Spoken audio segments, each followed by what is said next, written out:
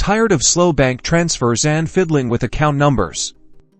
Let's ditch the hassle and dive into the world of instant payments with Revolut QR codes.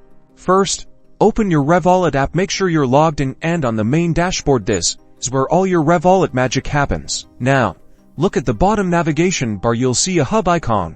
It looks like 4 little squares grouped together. Tap on it. You'll be presented with several options. Locate and tap on transfer. This is where you'll initiate the QR code scan. On the transfer screen, you should see a QR code scanner icon. It usually looks like a square with a dot in the middle. Tap on it to activate the scanner. Your camera will now activate. Simply point your phone's camera at the Revolut QR code you want to scan. Make sure the QR code is well lit and within the frame. The app will automatically detect it. Once the QR code is successfully scanned, you'll see a confirmation screen. It will display the recipient's name and possibly their profile picture. Double check that this is the person you intend to pay.